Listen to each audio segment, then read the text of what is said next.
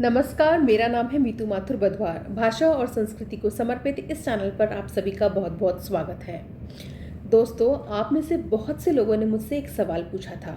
आपने पूछा था कि जब महिला सशक्तिकरण लिखें तो सशक्तिकरण की वर्तनी यह वाली लिखें या यह वाली, यानी त में छोटी ई की मात्रा लगाएं या फिर बड़ी ई की।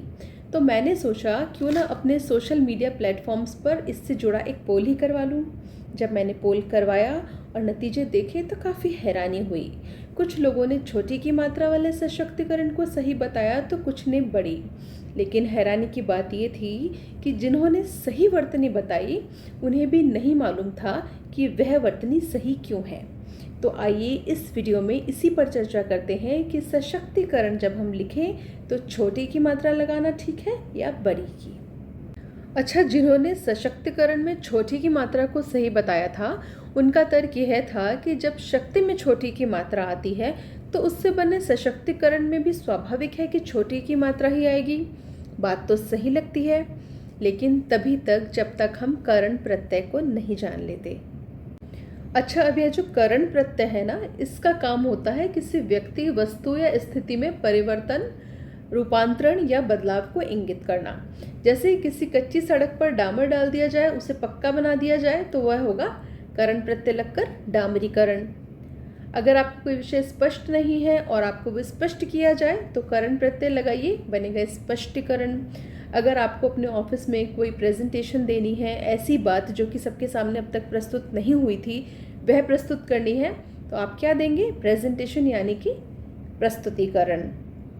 अगर कोई घर शुद्ध नहीं है, आप वहाँ रहना चाहते हैं, हवन आदि करवाएंगे, तो आपने क्या करवाया? घर का शुद्धिकरण।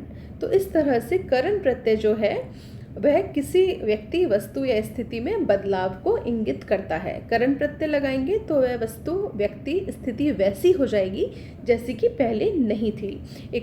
अब करण प्रत्यय का प्रयोग करने का सबसे महत्वपूर्ण नियम यह है कि जब किसी शब्द में करण प्रत्यय लगता है तो उस मूल शब्द का अंतिम स्वर जो होता है वह दीर्घ हो जाता है।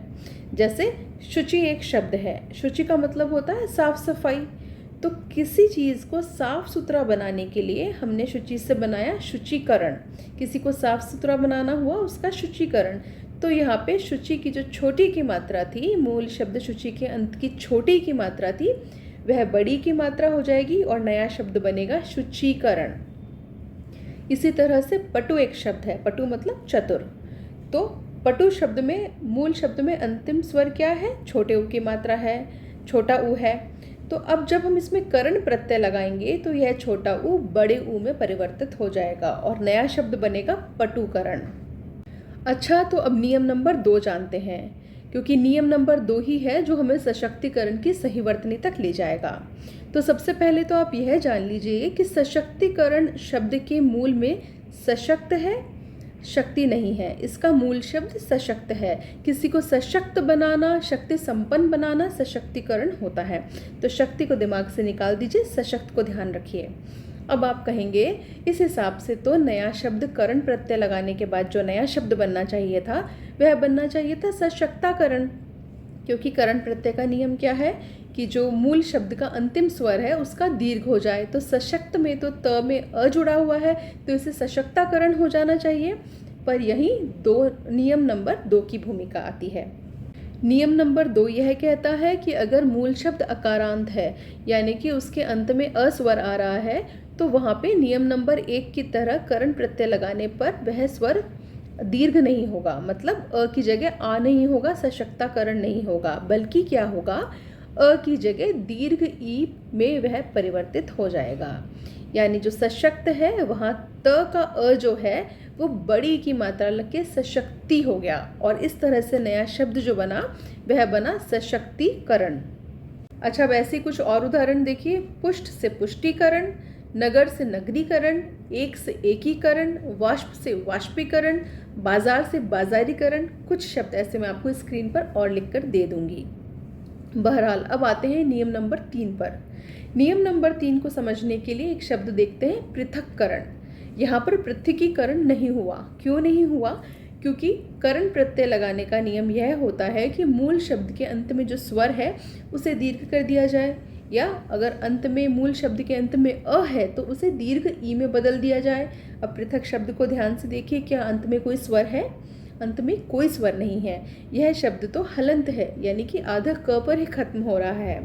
इसलिए हम यहाँ पर किसी तरह का कुछ दीर्घ नहीं करेंगे, बल्कि होगा क्या, सिर्फ करण को हम ऐसे के ऐसे इस शब्द में जोड़ देंगे और नया शब्द बन जाएगा पृथक्करण।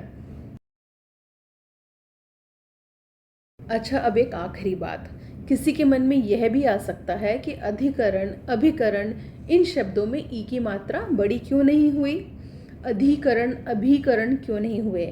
तो नियम को ध्यान से देखिए और फिर समझिए।